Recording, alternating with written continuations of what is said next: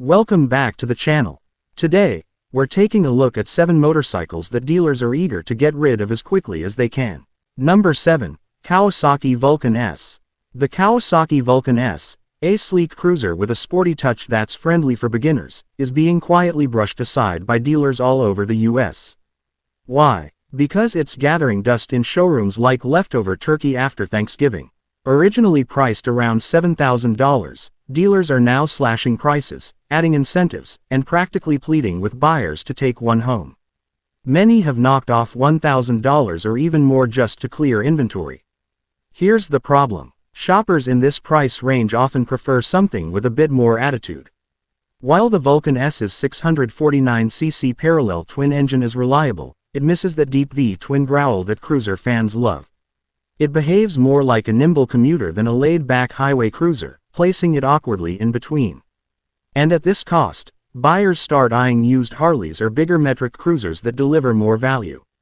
The market's also changing. New riders are either picking up cheaper entry-level bikes or jumping straight into high-performance ones.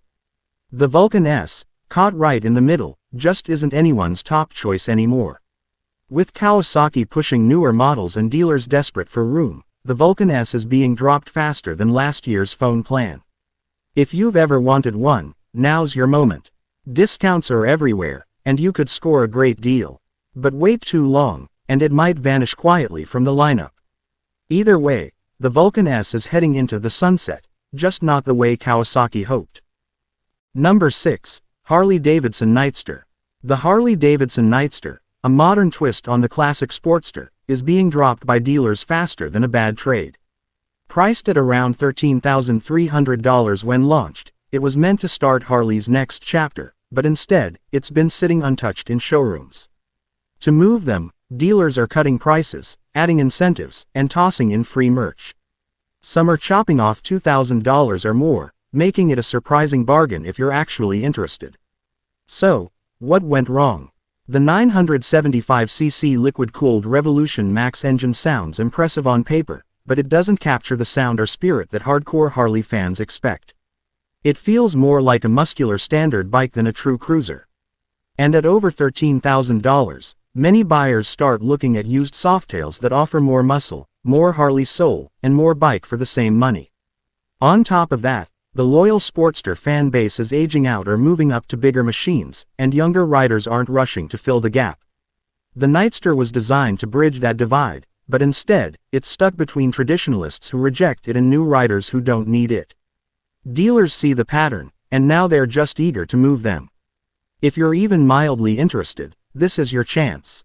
Prices are dropping, and you could land a deal that almost makes its original tag make sense. Number 5. BMW K1600B.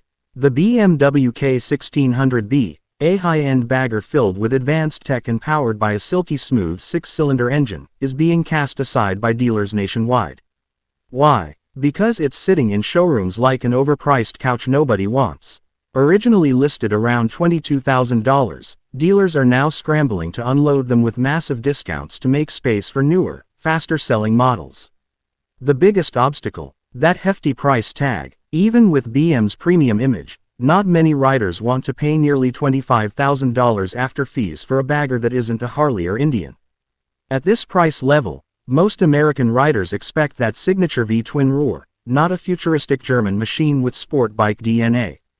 The K1600B is undeniably smooth and powerful, but the US bagger crowd leans heavily toward classic sound and looks. The market's shifting too. Those chasing long-distance comfort often prefer full touring rigs, while others seeking the bagger style want something more traditional. The K1600B falls awkwardly in between, too futuristic for purists, too bulky for sport touring fans. And since BMW keeps updating its lineup, dealers need these gone before they become fossils on the sales floor. You can now find $3,000 to $5,000 off MSRP in some places. If you've ever dreamed of owning a spaceship on 2 wheels, now's your time to grab it at a discount. Number 4. Indian Scout 60. The Indian Scout 60, a retro-inspired cruiser with a 999cc V-twin, was supposed to serve as the affordable gateway into the Indian lineup. Instead, It's being pushed out like last season's wardrobe. Dealers are dropping prices by thousands, stacking rebates, and doing whatever they can to get them out the door. Some listings show markdowns of over $2,000, with others sweetening the deal even more. So what's the problem? The Scout 60 sits in an awkward spot. With a base price near $11,000, it's not exactly a beginner's bargain. And for a little more money, buyers can jump to the full Scout, which offers more horsepower and stronger resale. On the other hand, budget-conscious riders are turning toward cheaper cruisers from brands like Honda or Kawasaki. The Scout 60 ends up caught in the middle, and in motorcycling, that's rarely a good place to be. Dealers are also racing to clear old stock as new models arrive, and with the used market heating up, many are finding low-mile Scout 60s for far less. If you've been eyeing one, don't hesitate. Dealers are clearing shelves, and you could walk away with a great deal. But wait too long, and this model may fade quietly into history. Number 3. Harley-Davidson Pan America. Harley-Davidson tried to crash into the adventure bike world with the Pan America, but now dealers are hustling to get them gone. Why? Because convincing longtime Harley loyalists to swap their cruisers for an ADV bike is like trying to sell sandals in a snowstorm. Dealers aren't just cutting prices, they're chopping them down hard. Pan America models that once cost over $20,000 now see markdowns of $3,000 to $4,000, with Harley tossing in bonuses like extended warranties and free gear to move them. So what's the downside? In that price bracket, riders want something proven. While the Pan America looked great on paper, early issues like stalling, TFT malfunctions, and software bugs turned buyers away.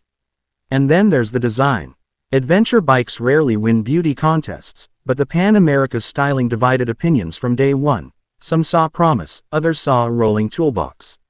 Add a crowded ADV market and Harley's struggle to attract non-cruiser riders, and you've got a machine that never truly found its crowd. If you've ever wanted to experience a Harley adventure bike, now's your moment.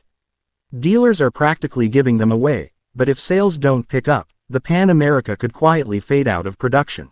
Number 2. Suzuki Boulevard M109R. The Suzuki Boulevard M109R is a muscle cruiser through and through, powered by a massive 1,783cc V-twin. It's aggressive, bold, and built to tear up the pavement. Yet despite all that, dealers are letting them go like last year's fashion trend. Originally priced around $15,000, the M109R is now seeing thousands knocked off, along with zero-interest financing and rebates, just to clear them out. Some shops are even offering new ones at what used to be used bike prices. So what's holding it back?